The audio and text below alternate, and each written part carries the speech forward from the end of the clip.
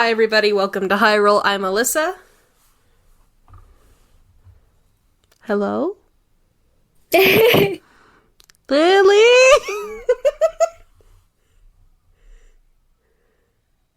Lily is here, she's doing homework. I don't know where she went. But also we have a guest today named Chloe.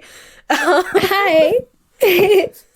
Chloe, do you want to tell our audience what we're talking about today? The Revolutionary War and how a bunch of farming idiots somehow managed to win it.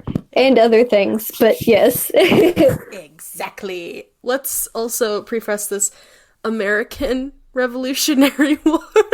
Oh, yes. There's been a lot of them, but yeah. Lily, are you still there?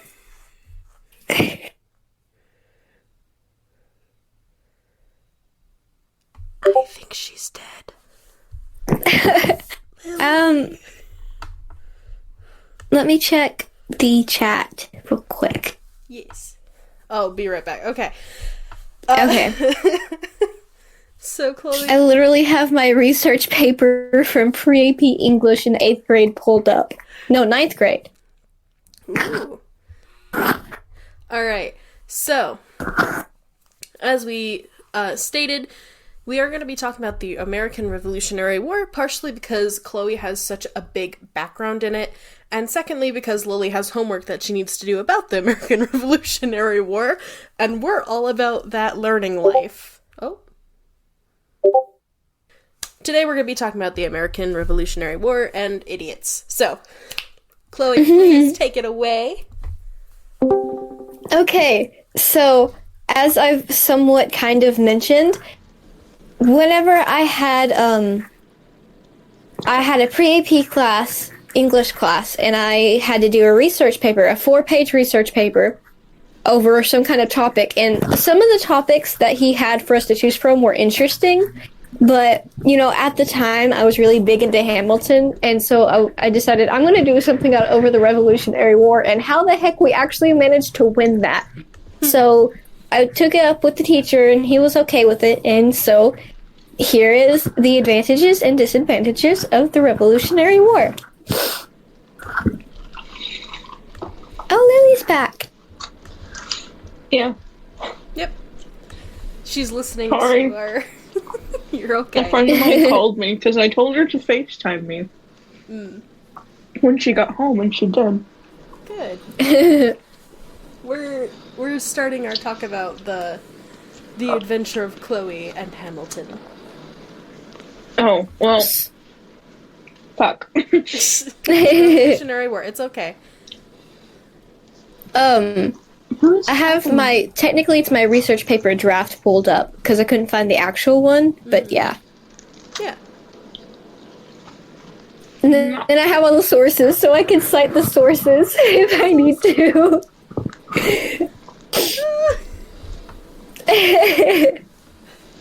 Oh man. That's fucking spicy. Holy shit. Ow. I was not prepared. Anyway, Chloe, when did the American Revolutionary War start? I suck with dates, but it was like 1773, I think. Okay. Why? 1763, motherfucker. What? I think it's 1763. I don't remember. Google. 60? I know 73 is whenever the British were, like, taxing everyone. And, like, the Boston Tea Party and stuff happened. 1763. I'm taking a fucking thing. I don't know what the fuck I'm doing. Hold on. 73. Let me Google it. 1783. What? Indian land. Set aside for Indians. Glad I could figure that out. 1775 to 1783. Okay, so 70. I was close. Yeah. Louisiana, probably given to France. What? No. Louisiana was not given to France. The entire Louisiana territory was owned by France, and Given to us. yes, it was the Louisiana Purchase, and it was literally like a huge chunk of the mid-USA from the Mississippi River west. Not one not the whole thing, but a huge chunk. a very, very large amount. Oh, yes. I have to do 36 more of these fucking questions. Identify the reason why Battle of Kings Mountain was significant. Kings Mountain? Was a significant turning point during the Revolutionary War. I need to read. I need to read my textbook. You think? I'm gonna read my textbook. Okay. Do you want me to read from it for part of it? I'll do it. I mean, I guess. It's the best way to learn about it, bro. Yeah. The Louisiana Purchase was owned by France, and we bought it, and the states that were included with that were Louisiana, Arkansas, Missouri, Kansas, Oklahoma, part of New Mexico and part of Texas, Colorado, Nebraska, Iowa, Minnesota, South Dakota, North Dakota, Montana, and Wyoming. And part of, Canada, but who cares about Canada? No, I'm kidding. I love Canada. Okay, But it was page 90, 98? 98. Where's page 98? Because I have to read from there. 98. No, that's not. That's the Enlightenment. Cool. So, Chloe, what exactly was your paper? Was it specifically all about, like, the entire American Revolutionary War, or parts of it, or... It was specifically about the advantages and the disadvantages of it. Pretty much, like, it says the advantages and disadvantages, but it was mostly based on, like, what we had on our side that caused us to win, and what they did that caused them to lose. Mm. And wasn't the Revolutionary War... forgive me if I'm wrong about this. I totally accept if I am. Considering it's... I'm tired. Me. So, the British, when they attacked, they were known as, like, one of the highest powers, like, in the world. And America had farmers. Yes. America had slaves, indentured servants, and farmers. Yeah. Yes, and Also none of people them had from, like, Germany. And none of them had any sort of experience. Except for Like, almost at all. Alright. We were just a bunch of angry... just a bunch of angry... Goodness. Guys, that explains a lot about our present now, doesn't it? Anyway. Don't make the farmers angry. I mean, that's a quote. Anyway. Don't make the farmers angry, bitch. I don't think I can make the farmers angry, considering I'm going to be a farmer pretty darn soon. Most of my friends are farmers, now that I think about it. I live in the South, so, like, I see farms everywhere. I am connected. Like, I don't even see, like, farmers out on them. It's just a bunch of fields. It's just But, like, one day, there's just a bunch of seedlings, like, a month later, it's sprouted into, like, giant corn stalks and stuff. I've never seen it been picked. It just kind of magically grows and gets harvested. Is that so? They're magical, so you don't want to mess with the farmers. Canon. Farmers are magic. Oh my god, it's so glaringly obvious. We're from the Midwest and the South. Motherfucker! You're incapable of doing everything on your own! The computer or a person? A person. Okay. So I have to make sure. As we were trying to say, but we got so off track.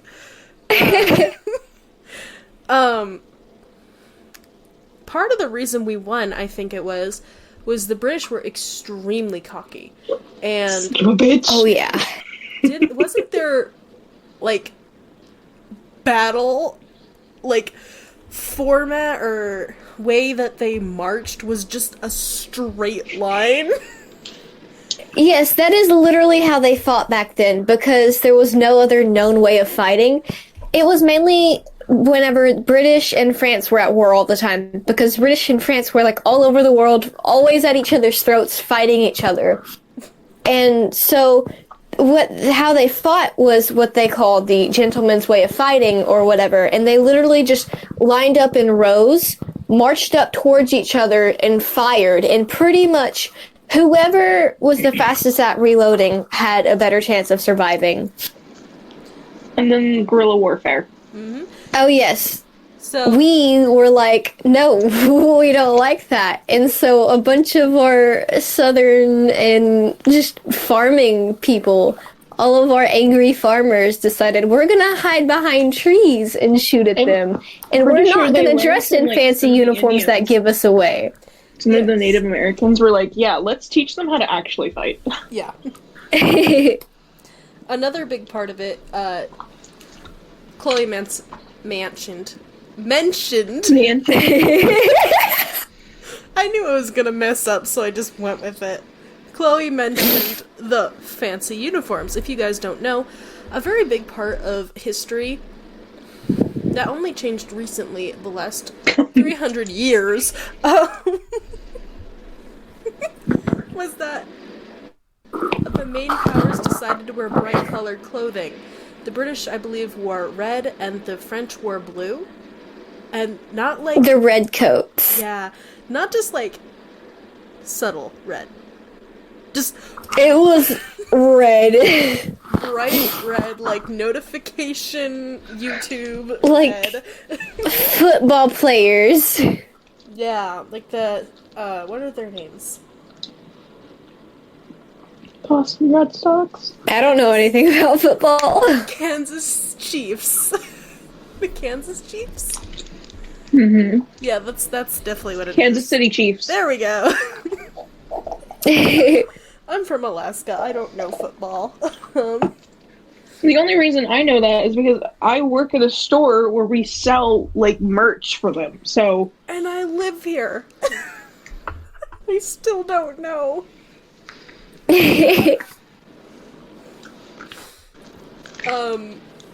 Yeah. Anyway, very bright red coats. And the French were blue, like sky blue. So very easy to spot. Very, very tempting targets for a gun.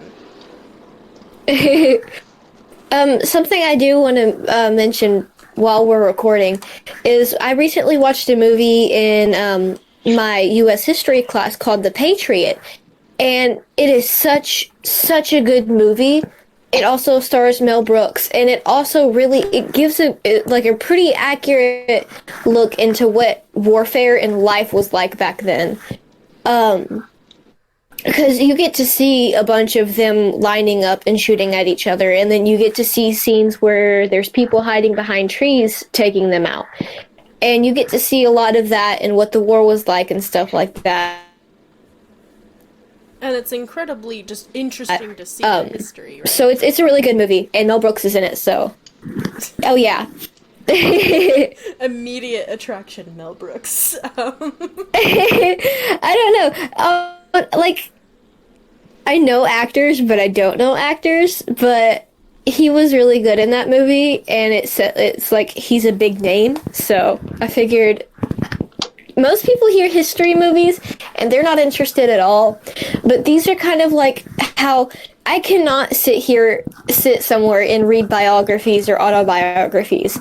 But I can read things that are like from the point of view of telling a story. I can read those all day.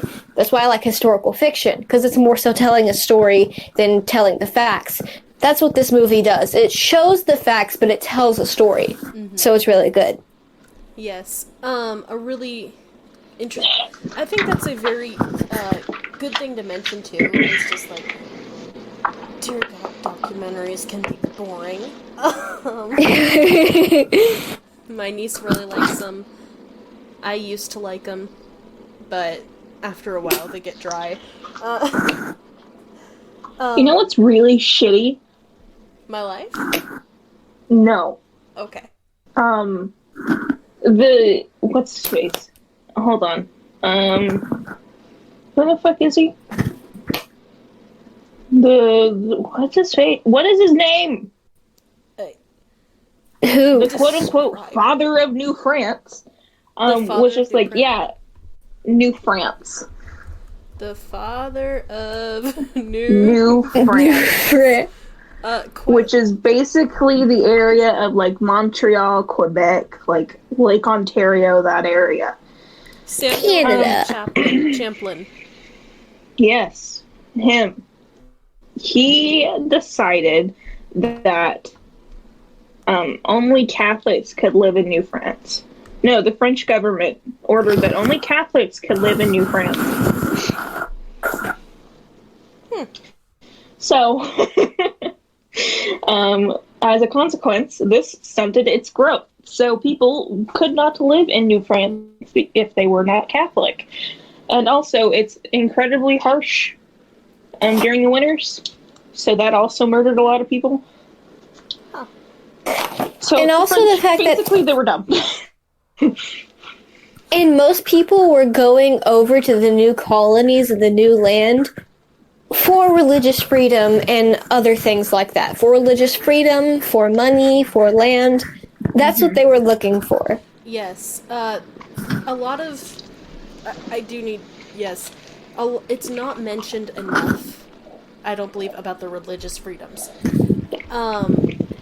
Because I think what our listeners, if they don't know this period of history, correct me if I'm wrong if you do know this, only one type of Christianity was allowed, or two, up in England and Britain, yes? I think it was Protestant and Catholic. All I know is that the Pope was still really big.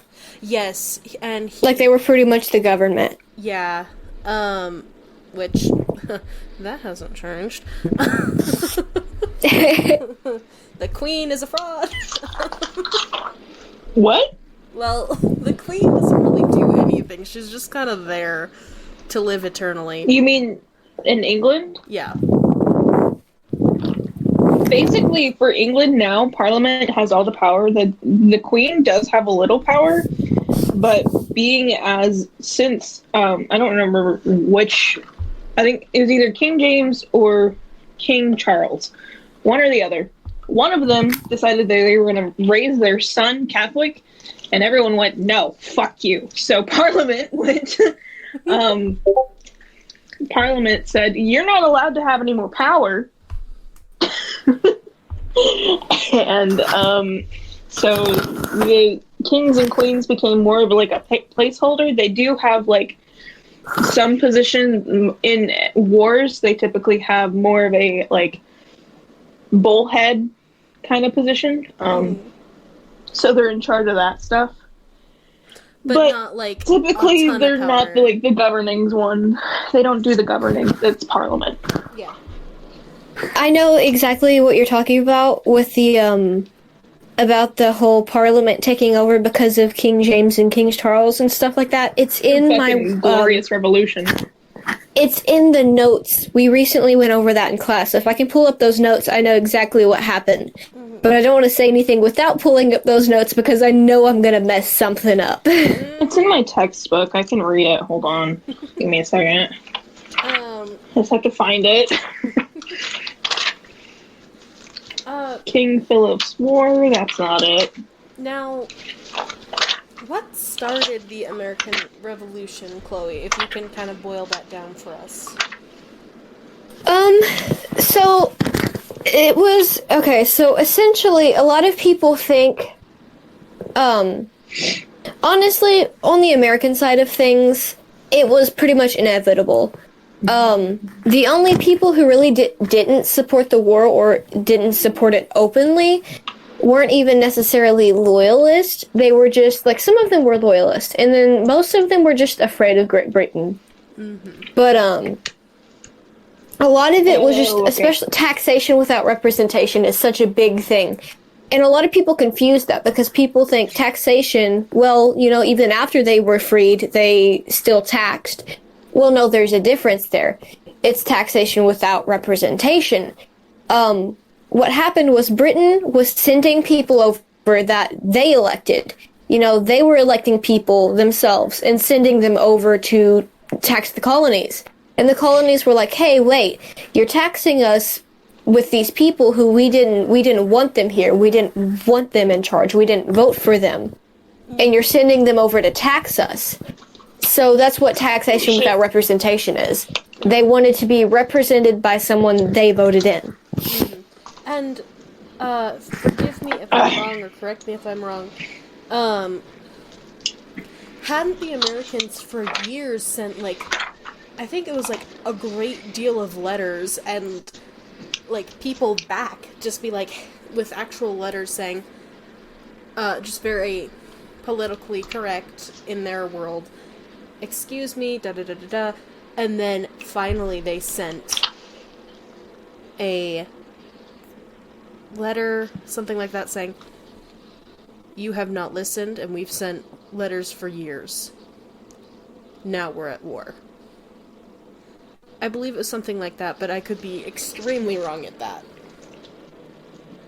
I don't know about that, but I do know that some a bunch of the colonies and stuff, tar and feathering, that was their way of constantly trying to be like, hey, we don't like this.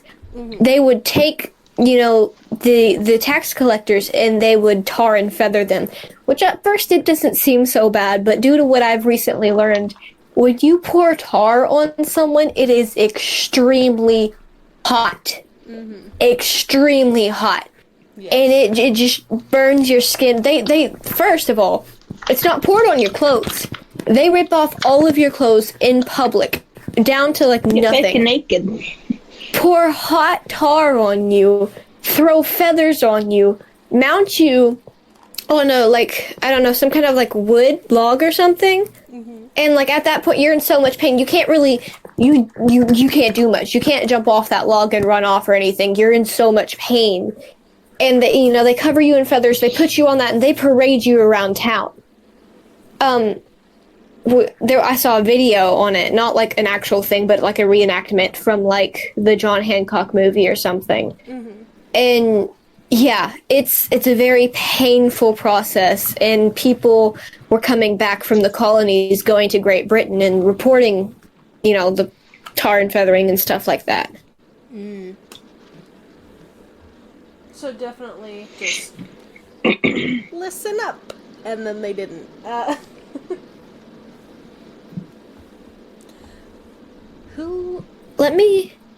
go ahead. I have the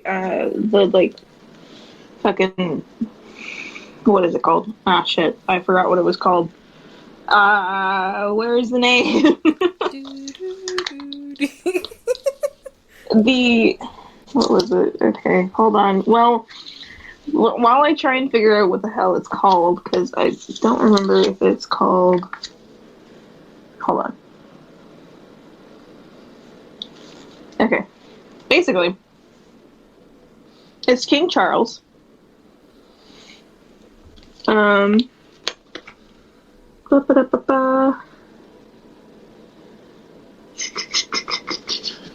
It had something to do with King Charles did something that made them mad. So they kicked him out, put in another king.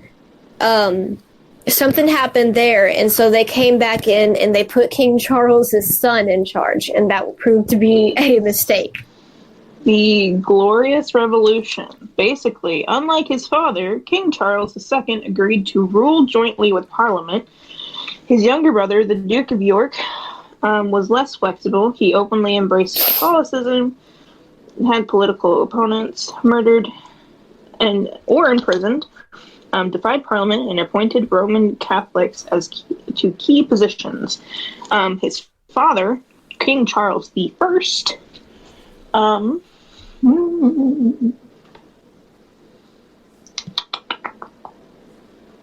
Can I read? I can't read, apparently.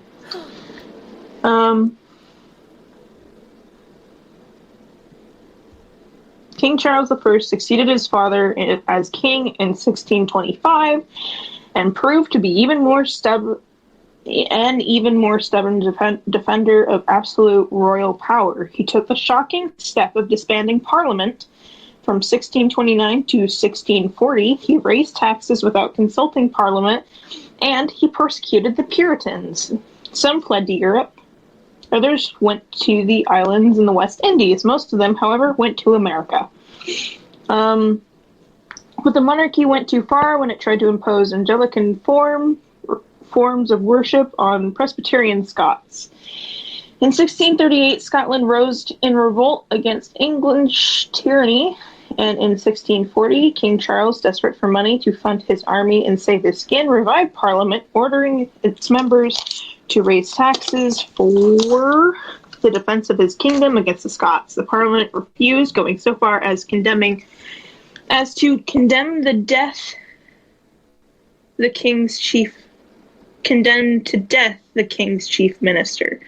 Militant Puritans took the lead in Parliament, insisting that all bishops in the Church of England be eliminated in 1642. When the king tried to arrest 5 members of the Parliament, a bloody civil war erupted between royalists and parliamentarians. In 1646, parliamentary forces captured King Charles and convicted him of high treason, labeling him a tyrant, traitor, murderer, and public enemy. He was beheaded in 1649. So.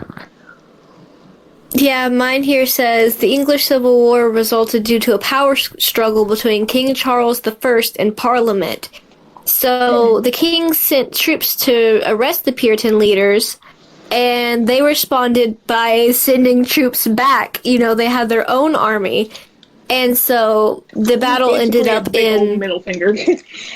Yeah. So the battle ended up with him being beheaded. So they decided, here, our military leader, Mr. Cromwell, is going to rule as a dictator over the New English Commonwealth.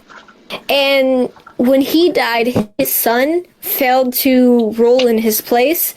So Parliament goes, okay, well, let's have the beheaded king's son rule in his place.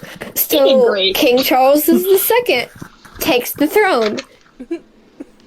They really... And people he did pretty good, so... He was good. And then, until, his son, which is, James II or something? Yeah, James II.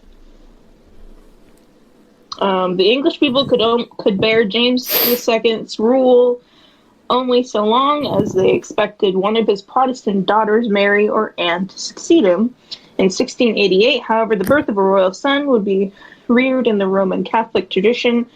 Basically, King James was just like, ha, I'm going to raise my son in a Catholic way.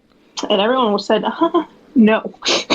They, determined to avoid a Catholic monarch, political, religious, and military leaders invited the king's Protestant daughter, Mary Stuart, and her Protestant husband, the ruling Dutch Prince William III of Orange, to displace King James II and assume the English throne as joint monarchs. When William landed in England with a Dutch army, his father-in-law, King James, not wanting to lose his head, fled to France. Amid this dramatic transfer of power, which soon became known as the Glorious Revolution, Parliament reasserted its right to counterbalance the authority of the monarchs. Kings and queens could no longer suspend Parliament, create armies, or impose taxes without Parliament consent. I love textbooks. Now, which textbook are you reading from that? Who wrote it? So that we don't get, copyrighted, whatever. It's called America, the Essential Learning Edition by David Shee and George Tyndall. Nice. I love it. It's great. Oh my lord. So as you guys can see, history is very interesting. From just... words. English! Doesn't work. Alright. So, as you guys can kind of see, to our listeners, revolution is frickin' interesting. If you just look at... It's fun! Yeah, history can be fun. School makes it boring half the time. But if you look into history to find those little details, you can just basically unlock these crazy stories and just all this drama if you're into tea. Like the tea that was dumped. Boston Tea Party! Hey, if you're looking for that ocean tea, in history. It's fucking in Boston, bro. It's at the bottom of the ocean in Boston. That was also like millions of dollars worth of tea back then, because It would today, last you like 200 years. today it would equal to almost like a little over $1 million, which back then was so much more money. Mm-hmm. Also, Like, I think, wasn't the tea Go ahead. in bricks? Not Yeah, those little with bricks tea of bags? tea. Like, each tiny square would have lasted you a week. Yeah. So, dang. Lugged tea over the it was like 200 years worth of tea. Like, if you have a cup of tea every single day, like a pot of tea every single day, would have lasted you 200 years. Mm-hmm. Which fucking sucks. So the amount of tea they dumped and destroyed had a monetary value of what would today be $1.7 million. When was that in a textbook? Or did you just look that up? What? Did you find that in a textbook, or did you look it up? Is reading... Are you reading? I didn't look it up. I'm looking from my teacher's notes. Yeah. Okay. I was That he just taught wondering us. because it could, depending on like when they got that information, there's more inflation, you know. Oh yeah. So it could even be more. It's a little over. It's around that number. And way back when, it was so much more money. Yeah. For our listeners, if you don't know this topic yet, we have inflated prices so much. Oh my god. You used to get a pair of shoes for like 70 cents. Yeah. And even just like 10, 20 years ago, I guess you could get like gas for 50 cents. Literally. $100. $100 in 1773 is the equivalent to about $3,022.30 today. Now think of that 1.7 million today, way back then.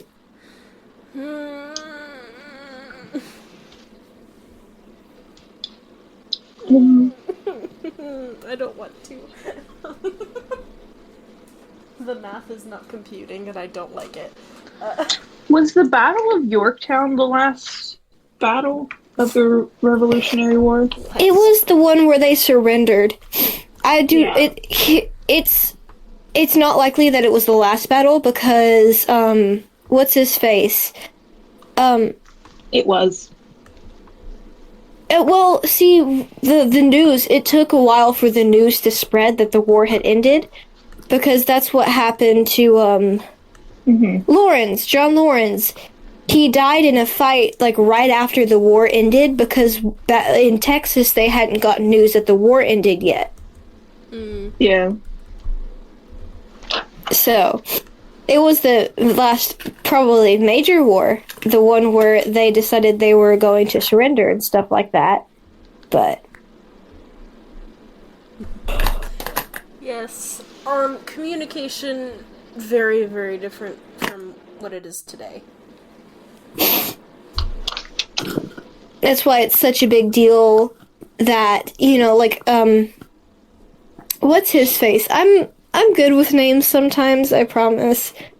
Whenever he ran through, like, I think Boston or something, yelling, "The British are coming, the British are coming," and it was literally just in time, because if he was any later, they would not have been prepared. watch me The look British up a random Republic. name. Oh my Paul god. Revere. Paul Revere. There, I was looking up Samuel L. Jackson. That's fucking Samuel Jackson. Nick Fury. What the hell is wrong with me? I say Nick Fury, but he's revealing other characters too. Truly a timeless character from history. A long, long time ago in a galaxy far, far away. Jesus. My timing is off, isn't it? a little bit. You're better at names than me. It could have been worse. I could have said Morgan Freeman. You could have. That would have been terrible. At least I know who that is. I wouldn't be surprised though. No, Honestly, I wouldn't be surprised if he like time traveled back then and fought in the Revolutionary War. Morgan Freeman is magical. no, he didn't even like go back in time. He just sat on the sidelines narrating the entire thing. Motherfucker. Excuse me. He proofread Sorry. everything. So, if we want to hop on over to some of the reasons of how we managed to win this, one of the first reasons I listed in my paper was the fact that, you know, as we've discussed before, the British Parliament was torn.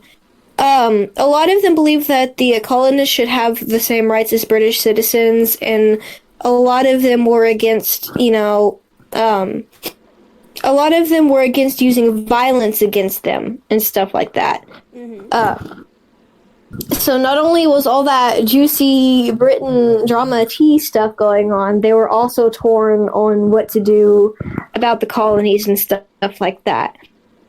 But at this point, everyone overseas, the war was pretty much imminent at that point. Support just grew. I'm trying to... No, never mind. I'm thinking of something else. But yeah. No, but it's our ancestors. Oh, yeah.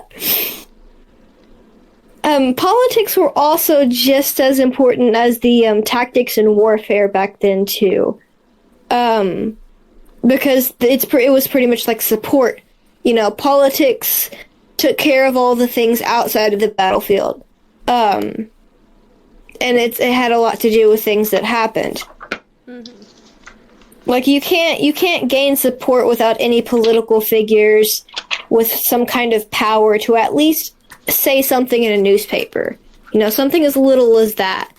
But it was all really important, and it shows that, you know, the politics kind of distracted Britain, and it kind of stopped them from being, you know, going all out against the colonies and stuff like that. Because I can't remember. There was other drama going on with Britain as they were fighting us too, I think. Yeah, especially once France got involved. Oh, yes. Because that's something I also... Yes, that's something I also noted in this paper, was that once France got involved, they didn't just fight from our front, they also started attacking Britain from all of their other fronts. So they had to divvy out their soldiers to protect what they had and then to fight us. So they still, you know, again, it was like a numbers battle. They didn't have enough people to have to defend from all fronts. Yes, which is an incredibly brilliant strategy. If someone's gonna start war, someone listening is gonna start a war, listen up. You want to attack them from all fronts, especially if you're gonna attack them from shipping, which is why I like Parcheesi. It's a shipping game. That's what saved us. Yes. That is what really saved us, was especially at the Battle of Yorktown. Because Britain, they were about to, like, retreat or go out or do something. And then France pulled up in their big fancy boats and they were like, ha, you thought. Yes. Yeah.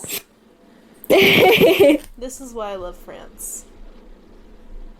Yes, they were so great. Really kind to America, honestly. Fun fact, so George Washington had a volunteer army of less than 20,000 people, and okay, that was horrible wording. Here's the sentence, the actual sentence that I wrote. All that the colonies had was George Washington and a volunteer army of less than 20,000 unqualified teenagers.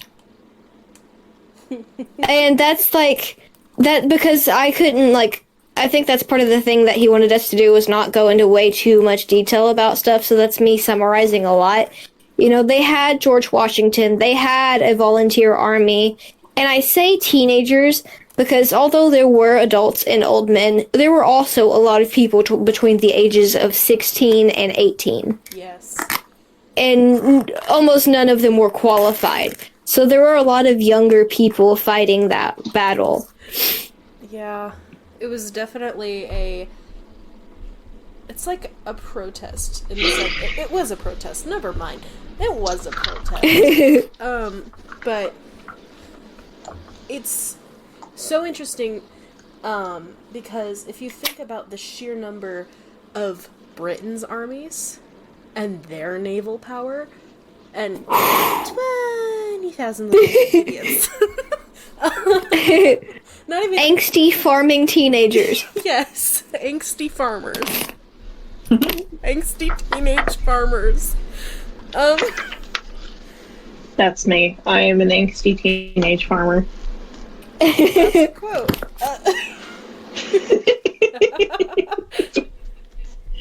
So many farmer quotes today.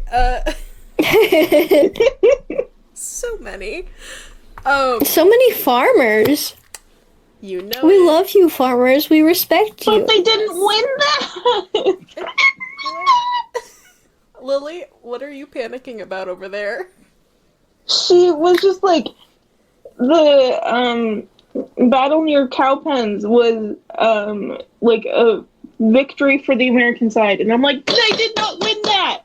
They didn't win that! I think it was true or false, and I was just like, false. It could have been a victory, though. They said the book says it wasn't a victory. They didn't win that. Okay. I was about to say, because if it was some official source or something, it could have been in one of my things I was just looking at a second ago. This Native American dude during the 7 Years' War or around that time, he led people into this battle and they lost terribly. But because they rose up against them, even though they lost, by the time their supporters, their numbers tripled because of it. Mm-hmm. Martyrdom is amazing. Martyrdom is amazing. Yes. Right here, Pontiac. So pretty much, they were living with the France, and the French were really nice to them, and they were all happy and stuff. And then the French gave the land to Britain, and they found out that Britain weren't as nice, and the Britons didn't like her.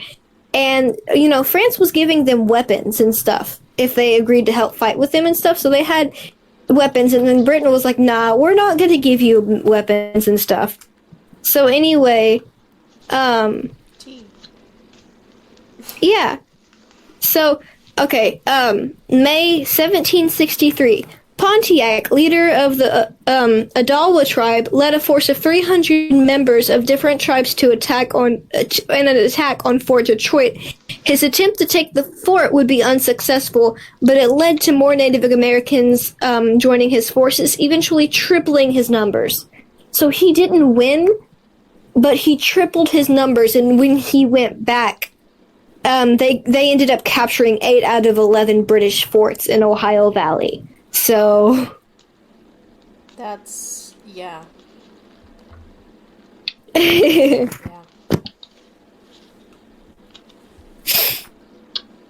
How many questions do you have on your thing, Lily? Too many. Number. Motherfucker. Sorry. I'm pretty sure that's not a number, but okay. I've said motherfucker 7,000 times tonight already. I'm not a motherfucker yet, but you wait. Oh my Jesus. I need 15 more to get a grade, and I also need like 2,000 points to get 100%. So we're at 500.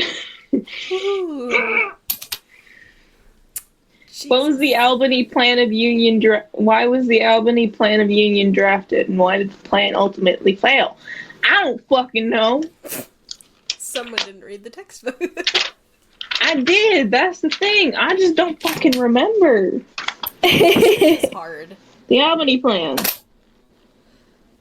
It called for 11 colonies to band together, headed by a president appointed by the king. Each colony assembly would send 2 to 7 delegates to Grand Council, which would have legislative powers. The Union would have jurisdiction over Indian affairs. But the Albany Plan of Union was too radical for the time. The colonial legislators, eager to maintain their powers, and British officials who wanted simply a military alliance against Indian attacks, rejected it. Benjamin Franklin later maintained that the 1754 Plan of Union, had it been adopted, may have postponed or eliminated the eventual need for a full-scale colonial revolution. So, Not Samuel L. that doesn't. With the failure of Albany Plan, the British government decided to force a showdown with the presumptuous French in North America. Need a burrito. That gives me fucking nothing. Cool. Fun. Neato. More power. No. One, two. The war ended before the Union became necessary. No. More power? No. That one. Fuck. The various colonial delegations failed to agree on a strategy to combat Native American. No. I'm big dumb. That one? No, you're Yes, big brain. there you You're go. getting through this. I'm proud of you. You can I'm do it. failing. The revolutionary. The revolutionary pick. The revolution was also a civil war because many different groups of people in America, were divided. Was it? Between the patriot and loyalist causes. But As a result, the blank army, which is shown in this painting, was comprised of diverse soldiers. Who the hell am I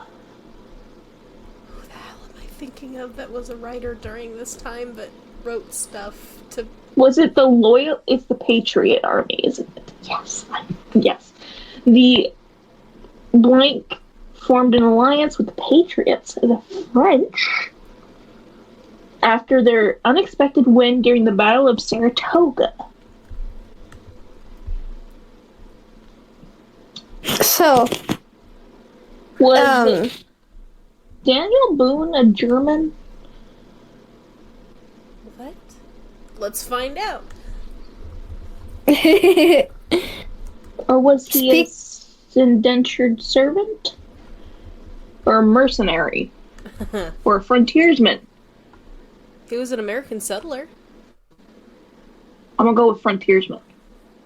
I was right. Actually, I have a friend who's related to Daniel Boone, by the way. ooh. Like, direct line. And former slaves. Look at me go. Slavery is not good. Put in chronological order the following events to show how the French and Indian War progressed. I don't know. Ooh. I don't know. I just talked about it a little bit. Okay, Pontiac. so which goes first? Major George Washington demands French forces abandon forts in Ohio.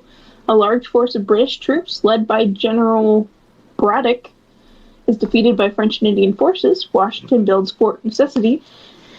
I feel like the French and fuck you. Actually, I That wouldn't one. mind having a French. I don't know where I was going with that. You just stopping there made it even worse, too. No, I didn't know I was gonna go from there. I hate myself. No, you shouldn't. Match the British imperial economic policy to the correct definition. Okay. Shit. I don't remember any of these. The Navigation Act. I remember that one. So, I have a French story for you guys. Okay. 'Cause Mercantilism. I have to explain this. I have a friend named, for this segment, because I haven't gotten her permission to talk about it, we're gonna call her Crispy. So Crispy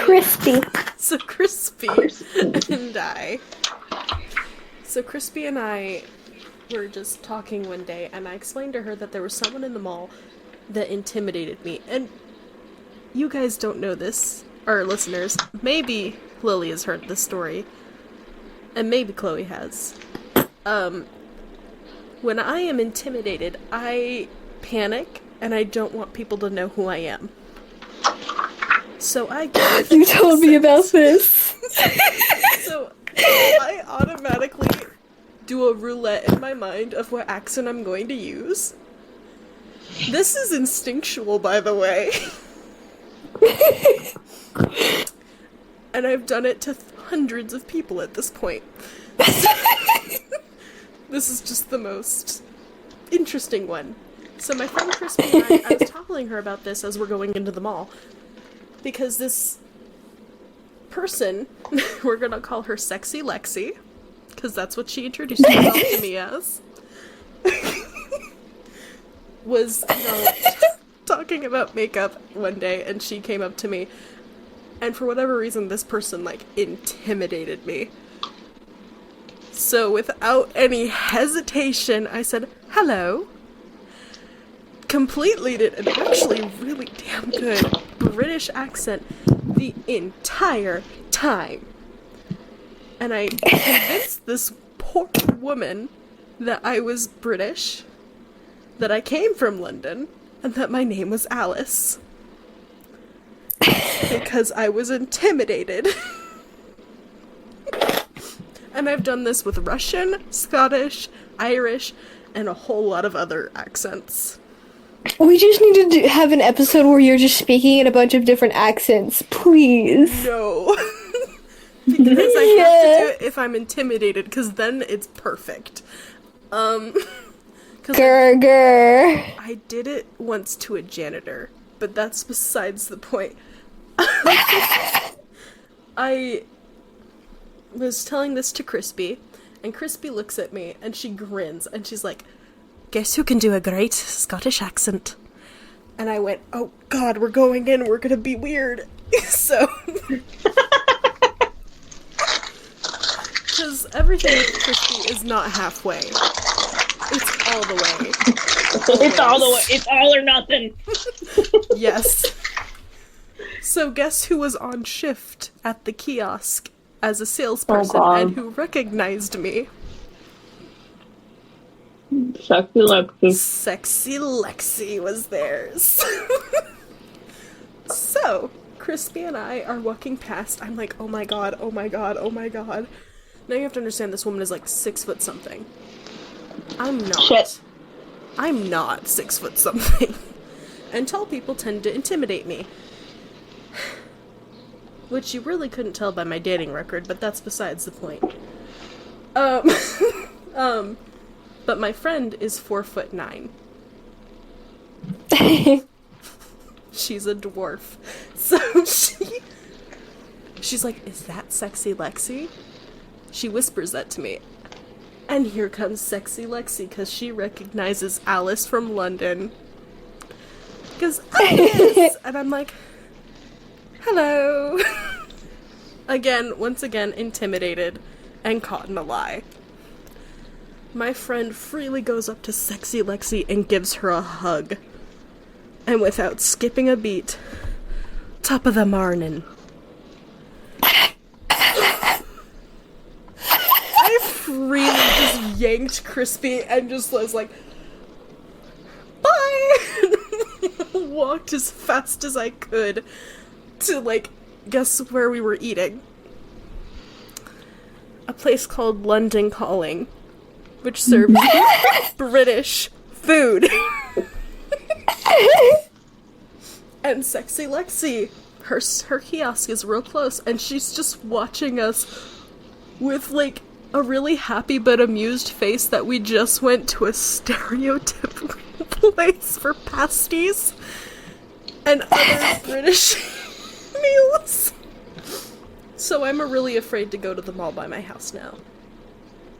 And that is the story, the new story, by the way, of Sexy Lexi. That's the updated version about from a month ago. Wait, didn't you say that okay, I can't remember if it was this story or another one, that you ended up having to keep up the act for, like, the longest time because of where you worked, and that person just showed up at your work one day? Oh, yeah. Yep. Was it her? Mm-hmm. Guess what else? I What? recently did it to a drive-thru that I drive through every once in a while. And now I'm stuck being Irish at that Arby's. Because people intimidate me and I don't know how to react, so...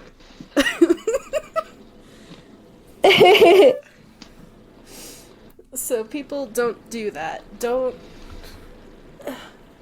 Be honest to the Sexy Lexis in your life, okay? Oh, this is great. I love how you're like, oh, I have a French story, and you immediately go into talking about how you did a British accent. Oh yeah, sorry, the French story is a little bit different. Because it's me doing a French accent for a video game. And God, it took so long to get to the French accent because I forgot what a French was. Forgot what French was for a while. So me and my friend were she was hyping me up, trying to get me into the voice role. And she went, French fries, French toast, French!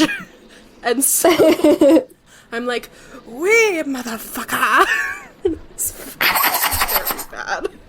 I still have, like, I got rid of the voice file, but I still haven't made the game, and I'm just so mad at myself. Because every time that character jumps, it's wee motherfucker.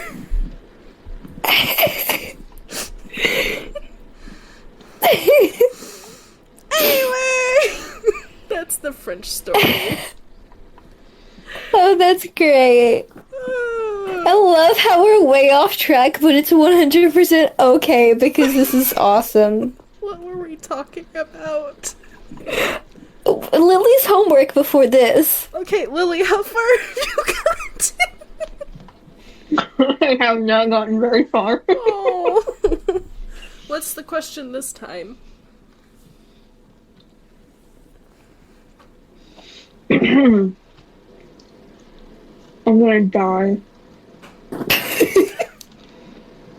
That's reassuring.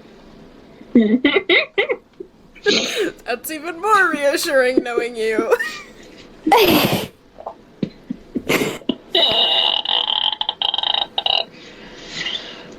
Unless a raptor. Is it that one? It's not that one. It's that one. Fuck. English is not what I'm supposed to be shot. A fuck is a seal in French? Mm-hmm. Little did you know, we were speaking French the whole time. Shut the fuck. Anyway. I almost dropped my taco. When? We're just full of... I don't know where I was going with that. So, a language concept. all of the words sound like English words, but they all mean something different. So a regular sentence sounds like someone who is quite like an English-speaking person just saying a bunch of random words. So in that language, it makes perfect sense. It's a complete sentence, but to normal English speakers, they're like, what? Oh my goodness. Here's one for you. Peanut butter fabulous. Yes. Just random shit. You want some shit? Holy fuck. That's a real interesting seal there. How's the low foot time? I'm sorry, I almost died from a taco. So many quotes from this that I'm not gonna remember to put on. I'm dying with taco being one of them. Okay, wait, hold on. I need to say this for our listeners. Lily is almost always dying from some array, or like some type of food.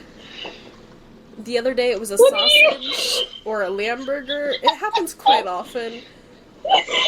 This time it's a taco. It was a taco. Is it Okay, soft I got shell, Taco or Bell. Is it hard? It was the Crunchwrap Supreme from Taco Bell. That's not a taco. That's a crunch wrap. It's technically a taco, okay? It's not Fuck a off. taco. It's a wrap. I know. Bitch, I've worked it's for taco Bell meat for wrapped in a year. fucking tortilla, okay? It's a taco. It's a taco salad. What's the Battle of Saratoga significant? Why was the Battle of Saratoga significant in the Revolutionary War? Everybody had too much serotonin that day. That one. Oh. Didn't you, In in a previous question, didn't you just say that's the battle that whenever it was a success, the French were like, hey, we'll be your friends now? I was just about to drag that up. Thank you. I remember you saying it. The war that gave the British the advantage. Lies. It's something. I'm reading it. No. Next. Oh, are these multiple choice? Some of them.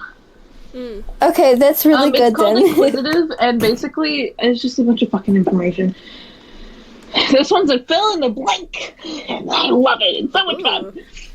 After the French and Indian War, Britain began to enforce blank on the colonies to help pay taxes. Taxes. Oh yeah, that's I the can't whole point of them taxing them, Fun because fact. they needed money. Because people are just great. Pay your taxes unless they're unfair. Nope. Hold on. Let's rephrase. I love how quickly you went, nope. Hold on. My first point was gonna be... Jesus. Just to keep the peace with... My first point was going to be...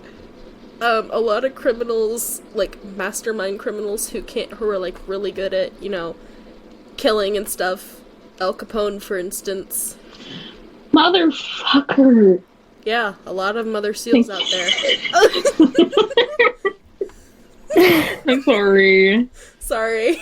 I'm just... Line of demarcation. That's not it either. Royal Proclamation 1763, which these policies were blank with the colonists, unpopular with the colonists, and those tensions would lead... Nope, that's Stamp Act. Whoops. Tensions. Our, Oh yeah, the Stamp Act is the one act that the colonists went nuts, and British were like, okay, if you just calm down, we will take it away. It never happened. Jeez. mutiny. Wonderful Jesus concept. Wait, what is the conciliatory propositions? Where the fuck? It says 132. It's not on 130. Oh, there it is. Lily. Lily. Lily. Lily. disputes Just so by you know. eliminating all Nope. tags. Nope. Guess what? One, I'm keeping this in. Two, every time you say fuck, I'm gonna bring up a seal because it's a French episode. Is this for the video? What is the videos that's going on back from YouTube? Oh my god, when it goes on YouTube, there's gonna be so many photoshopped seals. There are so many seals. It's a seal, it's a seal, it's a seal, seal. I have literally like 15 minutes to finish this and get 100%. Oh my god, Lily. What has one of the effects? You could have just waited, finished it, and then come back, because me and... literally before this episode started, we were just, like, talking about games. It's fine. It's okay. What was one of the effects on the National Navigational Acts on the colonies? The seal now? What was the effects of the Navigational Acts? I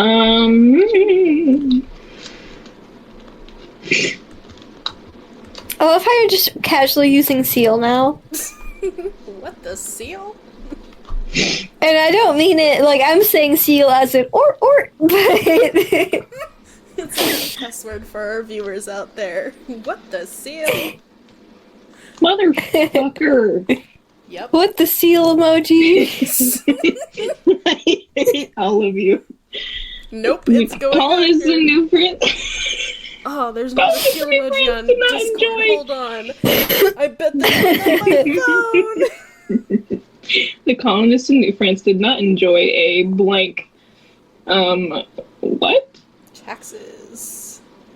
Did not enjoy. The government of New France was led by a fucking what now? President? No. Representative. Absolute monarchy. Nope. Representative government? What the fuck is it? Seal. Legislative Assembly. Governor General. Of course it is. It would be. So Modeled after the absolute monarchy in France.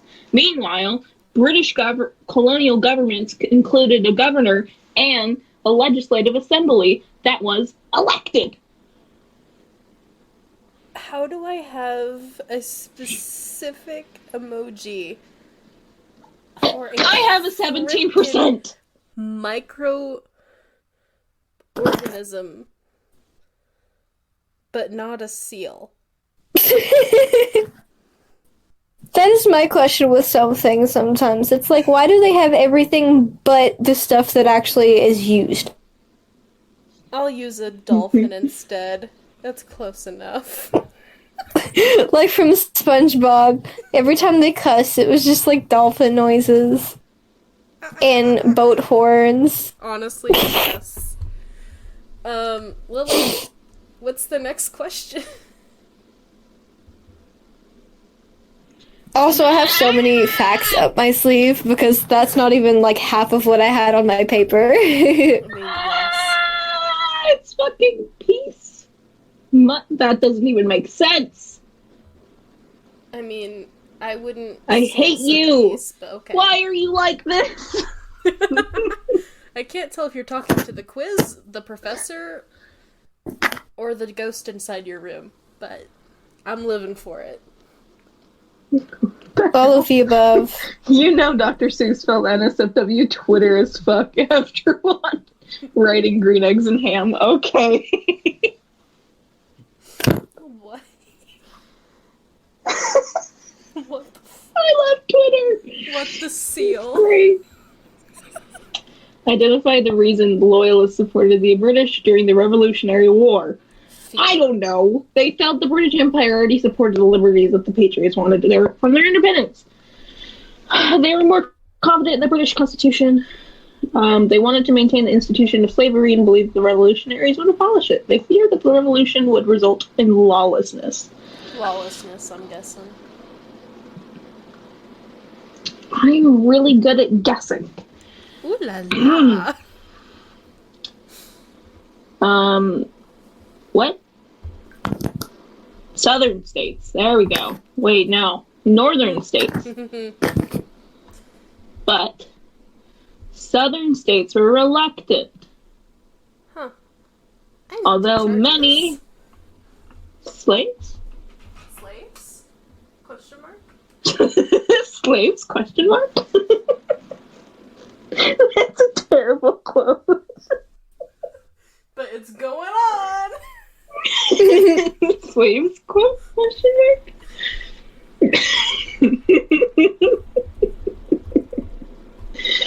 That's great. Because I'm going to listen back to this and immediately remember all the angry farmer quotes and just put them on.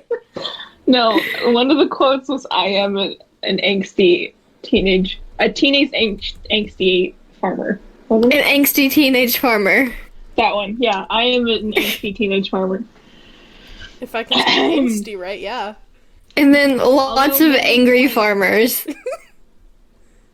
Although women, yes, look at me go. After they remained largely confined to the domestic sphere, with no change to their legal or political status. I'm smart. What's a stat? Oh my god, no. Oh. In 1766? No, in 1776. For Whoops. all our listeners, Gavin, another one of our co-hosts, just saw the quote slaves, question mark, and wrote to us. I saw someone mention slaves and I felt like I was needed and I wrote no. No. You're not needed here. Please do. Oh, goodness. The Brit. Okay.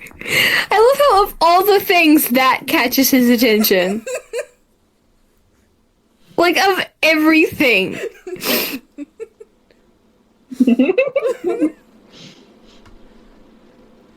Random fun fact. Not only was guerrilla warfare a key to us winning the thing, but also some of the British tactics didn't work because George Washington was like, "Oh, that's a big battle? That's a lot of troops? Nah, we're not gonna do that right now." And he just pretty much avoided the big battles. Wagering that a blank tried to wager a long, costly war. What?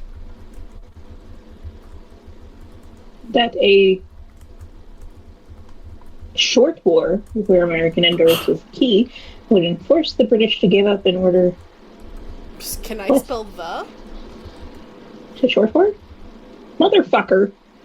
Lots of seals today. Strategy of evasion. I knew it was strategy of evasion and I avoided it. Ah! I know I've gone insane because I just wrote, "Yes, go play in the mines, child." Just look at Gavin's and mine conversation.